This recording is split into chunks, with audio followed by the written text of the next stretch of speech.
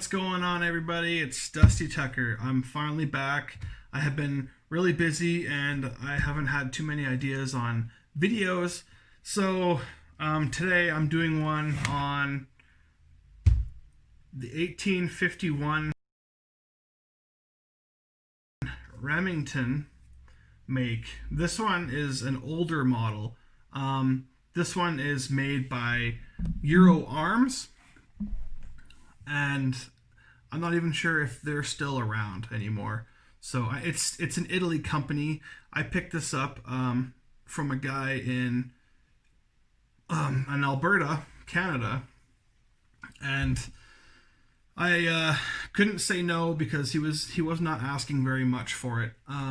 When I got it, I realized why he wasn't asking so much for it, because as soon as I got shipped here, I unboxed it. It looked like it was sitting in a desk drawer in a basement for 50 years. There was so much surface rust on it, and there's some pitting on it, on the cylinder. There's a little bit of pitting in the barrel. There's a little tiny amount of pitting on the bottom, but once again, for how much I paid for it, I am not complaining. I've always wanted to own a Remington, but every time I've seen a Remington for sale, it's always in 30 cal. And I don't want the 30 cal. I like the bigger projectiles. I know that's not historically correct, but I enjoy shooting the 40 caliber round balls out of the older revolvers. It's just more enjoyable and it's easier to find molds. After I cleaned it for a couple of hours, it performed flawlessly. It's a really good. I replaced the shear spring in it, so it's working perfectly good now. One thing I do love about this is this model is that the trigger guard assembly is literally one screw, and then it just lifts down and out. And then you have your shear spring is right there. It's super easy to get to. I love that about this revolver, this model. And then putting it back in is just as simple as pushing it in, closing it, and putting the screw back in. Super easy to maintain. And even cleaning, even taking down, it's so easy. You just bring this lever down, pull this out, and then the cylinder just comes out just like that. And when I got it, also this cylinder looked like the nipples have never been come out. The previous owner looks like they never ever took the nipples out. So what I did was I took all the nipples out after soaking it in oil for a couple of hours because it was seized pretty good. Yeah, there was lots of rust in the threads, so I just cleaned them up a little bit, and now it's looking really good. Another thing about this revolver, the cylinder, I don't know if you can tell by the camera, but right there you can sort of see it. The cylinder, each chamber, you can see that little second ring. It's actually tapered. It's not like my 1851 Navy where it would shave off a ling of red. This one is kind of how they used to be, and they used to actually be tapered like that. The ball just gets snugger as it goes in farther. And I'm used to shooting 4.54 round ball. This thing will shoot it, but I'm thinking I'm going to have to step up to a 4.57 because it's a little bit too easy to push in there. So I've just been really careful in putting extra lube on top to prevent chain fires. Some of you will disagree with that, but I have proven myself. I'll make a video on it. I've with this lube that I have, it doesn't blow away like some of the store-bought lubes. I noticed that some of the store-bought lubes come in a little toothpaste looking bottle, and you squeeze it on top, and that stuff does just blow away after the first shot gets fired. Homemade stuff seems to just do way better. I would put extra and fill it up, and it would last all the way around. I would shoot 4, and then the last one, I would check it, and it would still be full lube. And so that does help prevent chain fires. So I don't know how many people are saying that there's no way it prevents a chain fire. It does. It totally does. But yeah, no, and it's just to put it back together. Make sure your hand is up, and then put the cylinder.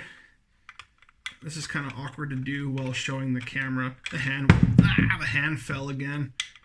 I have a piece of leather on my. Okay, I have to do this the other way. This is too awkward with one there.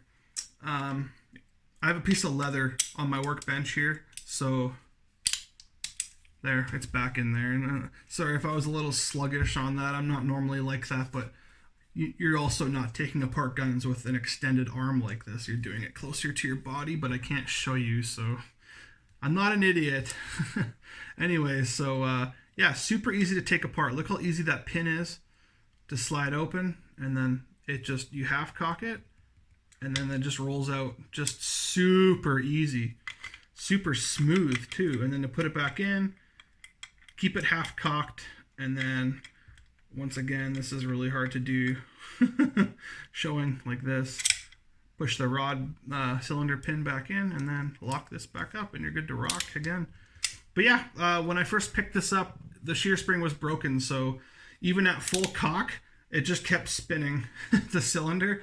So I was like, okay, yeah, there's something wrong with this, so I definitely want to attend to that. I had a spare shear spring, thank goodness, for one of my cattlemans. I had to make a little bit of a modification to my cattleman shear spring to make it fit into here, and it was also a little bit too strong of a spring, so I had to actually take my Dremel and bevel the edges on the leaf of the spring to make it a little bit easier to cock. It's still a little bit strong, but I don't want to take too much material off because it might break. Anyways, I've shot it 2-3 times now, and it performs awesome. It even fits in the same holster as my 1851 Navy and my 61 conversion. So all three of them fit in the same holster, which is amazing.